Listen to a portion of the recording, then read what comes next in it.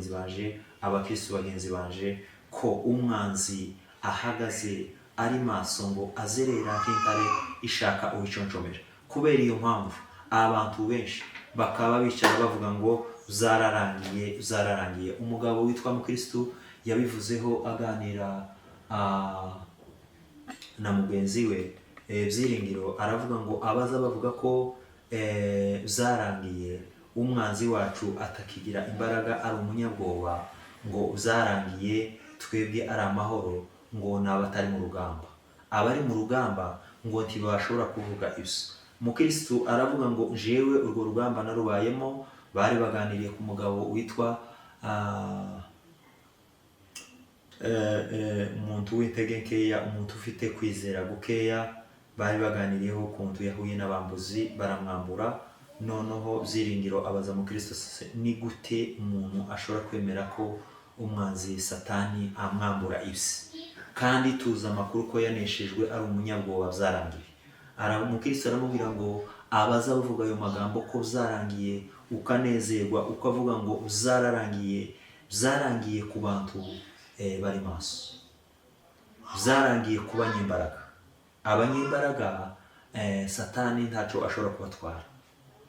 Ariko niyo mpamvu dushaka ngo twibukanye hano hantu, nta mpamvu yo kuryama ngo usinzire, nta mpamvu yo kwitera hejuru ngo uvuge ngo byararangiye usase uryame. Oya, Bibiliya ijambo ry'Imana riravuga ngo abatubanjirije, ababaye intwari ba Dawudi, abagabo baye intwari mu ntambara, ngo igihe babaga bari mu ntambara bagaza baniha bakaruhuka, bakavuga ngo se turarokoka uyu munsi.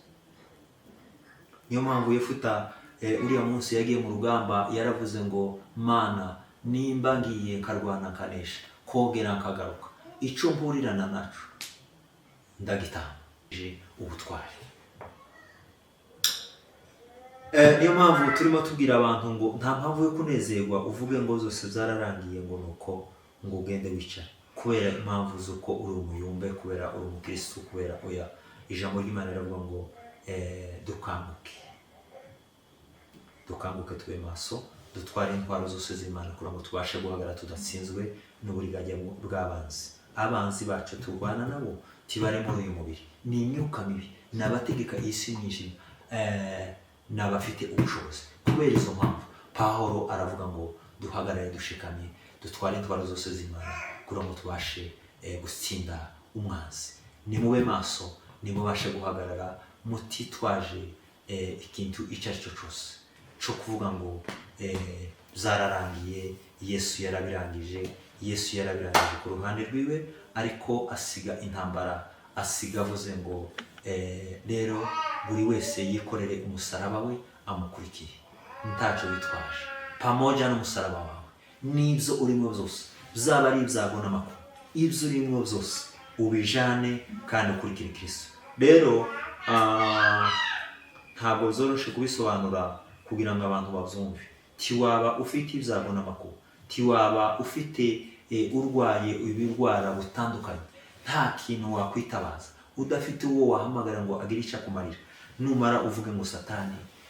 Rero dushaka kubwira abantu ngo ibibi byose, ibyago byose, amakuba yose ava ku mwanzi Satani. Tiwaba ufite ibibazo bitandukanye kuriya ubizi, abantu bagenda bahura n'ibibazo bitandukanye, buriya ni intambara z'umwanzi.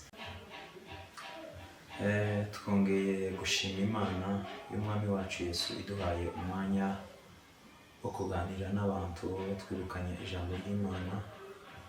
Imana ibikoze, Imana ishimwe. Twegereje abantu bose bakurikirana ku isi hose iki kiganiro cyo kwirukanya ijambo ry'Imana.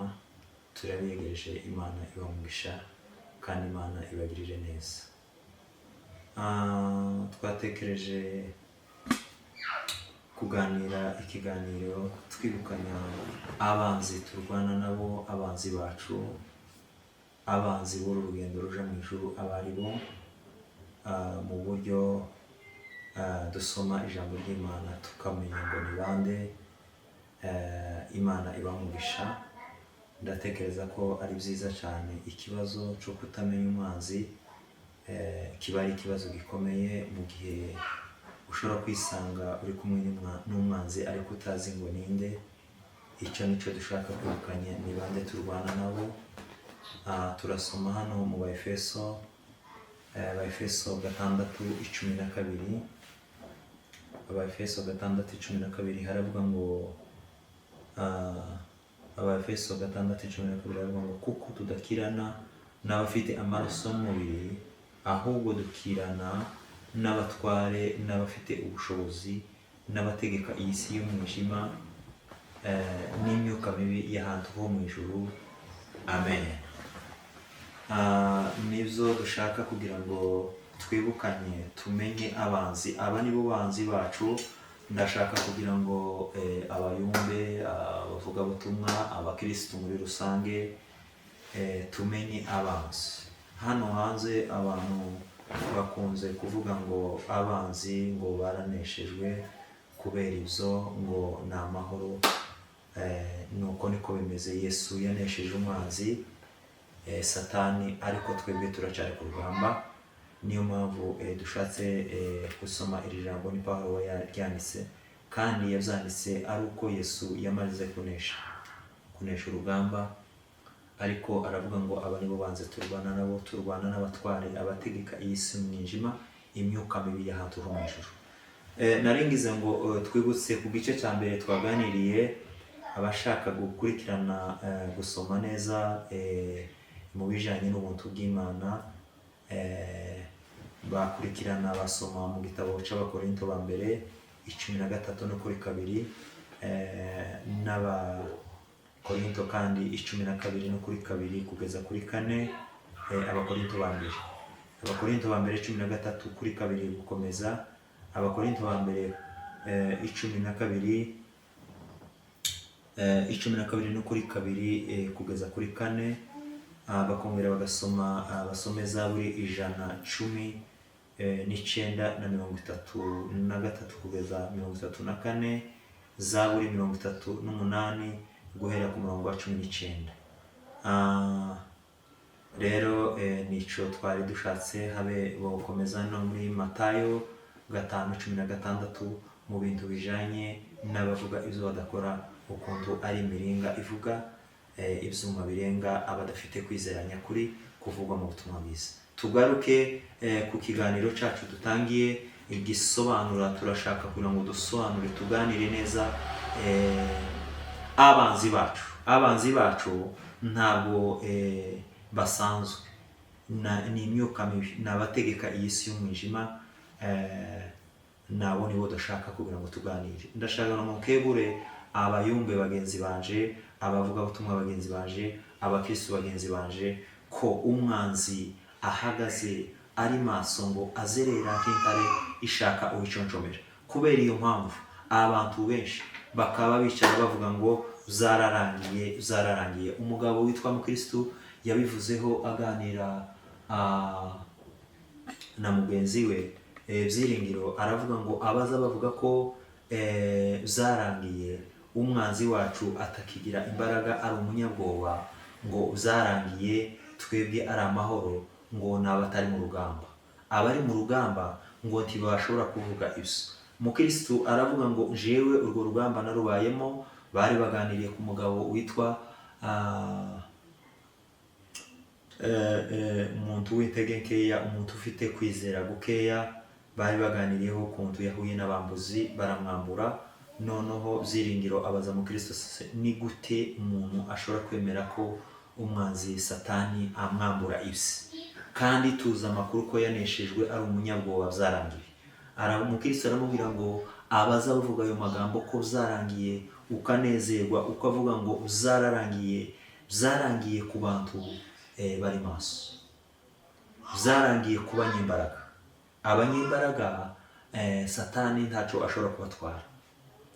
Ariko niyo mpamvu dushaka ngo twibukanye hano hantu, nta mpamvu yo kuryama ngo usinzire, nta mpamvu yo kwitera hejuru ngo uvuge ngo byararangiye usase uryame. Oya, Bibiliya ijambo ry'Imana riravuga ngo abatubanjirije, ababaye intwari ba Dawudi, abagabo baye intwari mu ntambara, ngo igihe babaga bari mu ntambara bagaza baniha bakaruhuka, bakavuga ngo se turarokoka uyu munsi. Niyo mpamvu Yefuta uriya munsi yagiye mu rugamba yaravuze ngo mana nimba ngiye nkarwana nkanesha kongera nkagaruka ico mpurirana naco ndagitanga. Abo turwana nabo bitwa ngo ni abanyamaboko, abanyembaraga. Tumaze gusoma ngo ni imyuka mibi, abatwara, abategeka iyi si y'umwijima. Turi hano ku isi kubw'ubuntu bw'Imana, turi hano ku isi kubwo kuba maso, kubera ko umwanzi azerera ameze nk'intare ushaka uwiconcomera, ntabwo zoroshe. Niyo mpamvu dushatse gukebura abantu ngo abayumbe, abavugabutumwa, abakirisitu ntimukibeshe. Umukirisitu we yaravuze ngo umuntu utari ku rugamba niwe uzi uvuga ngo zararangiye. Aravuga ngo umunsi yakubitanye n'abo bambuzi, yaravuze ngo ubuzima bwe burarangiye, kubera ko umwanzi wacu akomeye ari umunyamaboko. Abagiye banesha mu bihe bya kera, igihe babaga bari mu rugamba barubagamo barimo bibaza nimba bari burokoke. Niyo mpamvu Yefuta yatanze umwana we bijanye n'ivyo yari yahize, ahiga ku Mana aravuga ngo ico nza guhurirana naco mvuye mu rugamba nanesheje ndagitanga. Usomye hano mu Bakorinto ba kabiri 1:8, Pawulo nawe yavuze igihe bigeze guhura n'amakuba bigeraho batakaza, barimo bibaza nimba bari burokoke. Kuva usomye kuva 33:15 naho harabivuga. Yobu nawe yarabivuze. Yobu 41 no ku murongo wa 26 kugeza 29 ugakomerezaho, nawe yabivuzeho abo turwana nabo. Nawe yabivuzeho aravuga ngo abanzi turwana nabo, umwanzi turwana nawe amuvugaho ukuntu akomeye. Aravuga ngo ntazakangwa n'icuma ntiwamutera icumu, aravuga ngo azaseka guhinda kw'icumu. Ivyuma ngo ngo bibe bimeze nk'ivyatsi, ngo imiheto ngo ntiwamukangisha umuheto, ntiwamurasa umwambi. Rero aravuga ngo mu mazuru ye ngo iyo ahumetse ngo havamwo umwotsi ucumuka, ngo ushobora gutwika amakara, amakara ateka agakongera ukayatsa. Uwo ni umwuka. Aravuga ngo iyo yitsamuye ngo hahita haba umuco. Abo nibo banzi turwana nabo. Rero nta mpamvu yo kuvuga ngo twaranesheje uzararangiye. Abanesheje n'abari maso. Uwanesheje umwe Kristo niwe, kubera ko turi mu ruhande rwe, kubw'ubuntu bw'Imana turanesha. Ariko ubundi uwanesheje ni Kristo, twe turacari ku rugamba. Niyo mpamvu turimo tubwira abantu ngo mureke kuryama, mureke gusinzira, nimuhaguruke. Abo turwana nabo tibasanzwe. Bibiliya yavuze ngo tibagira amaraso, tibagira umubiri, bari mu buzima budasanzwe, ni imyuka mibi, nibo bene iki gihugu. Umunsi Satani yahanuwe ava mu bwami bw'Imana mu ijuru, muririmbyi yaravuze ngo ole wa nchi na bahari, kwa maana huyo ibilisi anashuka na hasira kubwa. Niyo mpamvu tubwira abantu ngo Satani afite uburakari, afite ishari rikomeye. Rero muhaguruke ni mube maso. Ijambo ry'Imana rikavuga ngo muhaguruke mube maso, mube maso kugira ngo umwanzi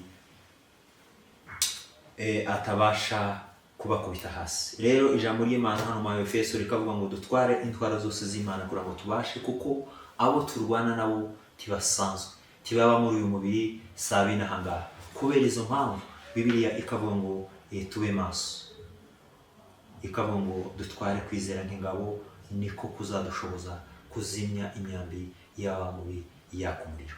Kandi ngo dukenyere ukuri, twambaye gukiranuka k'icuma gikingira igituza. Ico gihe tuzabasha kurwana, tuzabasha kunesha, kuko twabaye maso. Ariko uwanesheje n'umwe ni Kristo umwana w'Imana. Dushatse gukebura bene data abari muri iyi nzira, batarimo binezeza, bazi ko ibyo barimo bari serious, ibyo barimo babihagazemo. Nimube maso, nimuhaguruke, mwitwaze intwaro zose z'Imana kugira ngo mubashe guhagarara mudatsinzwe n'uburiganya bwa Satani. Ko turabwira abantu ngo abo turwana nabo n'abatware, ni abafite ubushobozi, ni imyuka mibi, ni abategeka iyi si y'umwijima. Kubera iyo mpamvu uwabyanditse Pawulo yabyanditse azi ko Yesu yanesheje, azi ko turi mu gihe cy'ubuntu, ariko aravuga kugira ngo tubashe guhagarara, kugira ngo ku ruhande rwacu tubashe kunesha iyi si y'umwijima, Satani n'ingabo ze, tube maso, dutware intwaro zose z'Imana kugira ngo tubashe kunesha. Kuko ubwami bwa Satani ntabwo buza buryama tibugira akandi kazi, ni ukugira ngo ubone uko bwakura umuntu mu byizerwa. Kubera iyo mpamvu umwanzi wacu ntaryamye arashaka uwo yabasha gusanga asinziriye kugira ngo amukure mu byizerwa. Turabashimiye bene data, ni ukwibukanya, ni ugukeburana kubera impamvu z'umunezero. Tukigere wibesha uvuga ngo ubwami bwa Satani ntiburikiri ku rugerero, Satani ngo yabivuyemo. Hariho abazabitekerezaho bakavuga ngo tureke kumuheza inkige, tureke kumwamamaza. Ntabwo ari twebwe twamuhaye imbaraga, Imana Data niyo yamuhaye imbaraga. Hano muri Yobu nuhasoma neza urasanga Satani uwo ari we n'ico arico, uzagira ubwoba. Ariko hariya mu gitabo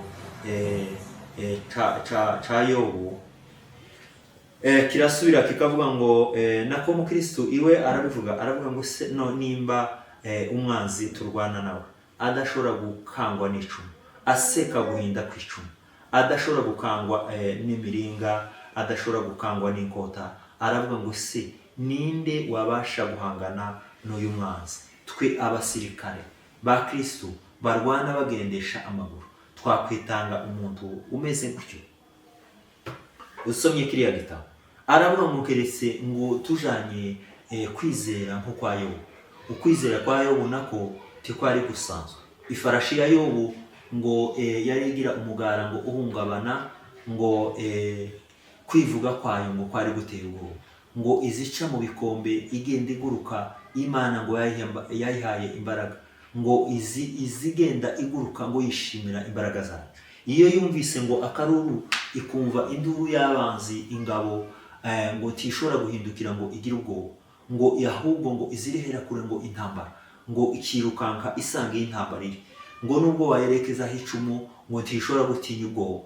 Ngo rero kubera iyo mpamvu, kubera uburakari bwayo, ngo ikagenda ngo iyoboza igihugu, ikagenda ifata igihugu, ikagenda ihindura igihugu. Rero mukristo waravuga ngo rero tugomba kujana kwizera kwa Yobu. Ifarashi ya Yobu ngo turwanye duhetswe nayo, ngo dushobora kurwana tukanesha, ariko kandi nabwo ngo turwanishije ubutwari.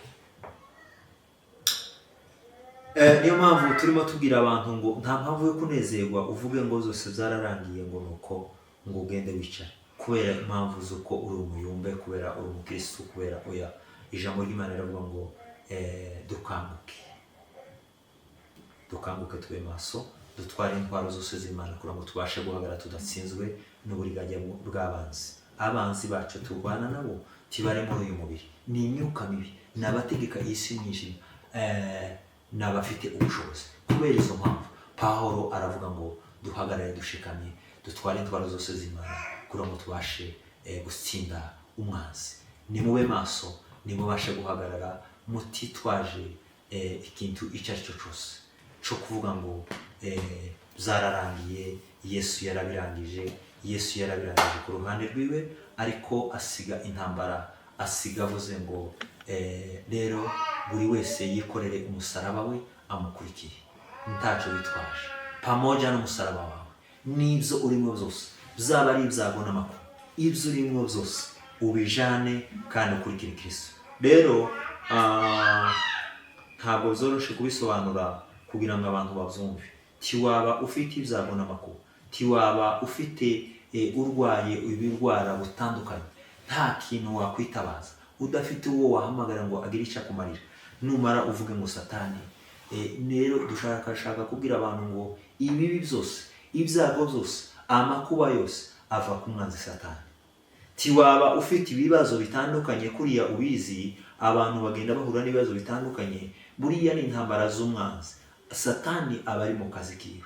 Rero niyo mpamvu dushaka kubwira abantu ngo umwanzi ntabwo agira akandi kazi. Akazi kiwe ni ak'ibyago n'amakuba, kandi iyo uvuye mu bwami bwiwe ni impamvu ni intambara. Ugomba kurwana intambara zidasanzwe.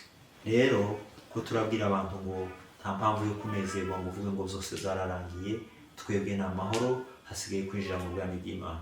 Pawulo nako ijambo ry'Imana riravuga ngo hariya muri Matayo riravuga ngo uhereye igihe cya Yohana umubatiza ukageza no ubwami bw'Imana uraharanirwa. Intwarane nizo zizarigishamo ijuru, rizarigishamo imbaraga.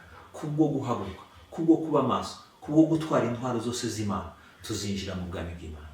Bene data, turashaka ngo twibukanye aho hantu. Abantu baza bahatinda umuntu yanezerwa kugira ngo hari icabaye, oyaye ni ibisanzwe. Numara kuba maso, numara kunezerwa, umenye ko ugomba gutwara intwaro zose z'Imana, kuko ubwami turwana nabwo ari ubwami bukomeye. Bene data, abagabo tuzi batubanjirije, ijambo ry'Imana ryatubwiye ngo igihe babaga bari mu ntambara bagaza bibaza nimba bari burokoke, kuko abo turwana nabo ngo ni abanyamaboko, ni abanyembaraga, kandi abo turwana nabo ntabwo bafite uyu mubiri usanzwe. Ni imyuka mibi, ni abategeka iyi si y'umwijima, ni abategeka iyi si y'umwijima turimo, nibo ba nyirayo. Twari dushatse kuvuga ngo niba turi hano kubw'ubuntu bw'Imana hano muri iyi si, turi hano kubw'imbabazi z'Imana n'urukundo rw'Imana. Ariko abanyiri iki gihugu bariya twavuze ngo mu ijuru baririmbye ngo ole wa nchi na bahari kwa maana huyo ibilisi anashuka na hasira, nibo bene iki gihugu. Rero turiho kubw'ubuntu bw'Imana, turiho kubw'imbabazi z'Imana. Rero ko turabwira abantu ngo nimuhaguruke, mube maso. Abo turwana nabo ni abanyamaboko, abo turwana nabo ntibafitiye umubiri, ntibaza abantu. Iyo tubaye mu buzima busanzwe ukabona urarushe, umenye ko umwanzi iwe ntazaruha, iwe ari maso, aracana mu kazi. Rero kubera izo mpamvu Bibiliya iravuze ngo dutware intwaro zose z'Imana kugira ngo tubashe guhagarara tudatsinzwe n'uburiganya bwa Satani. Hanyuma ngo ikigeretse kuri ibyo, dutware kwizera ngo niko kuzadushoboza kuzimya imyambi ya wa mubi yaka umuriro. Bene data, ijambo ry'Imana rituganze. Amen.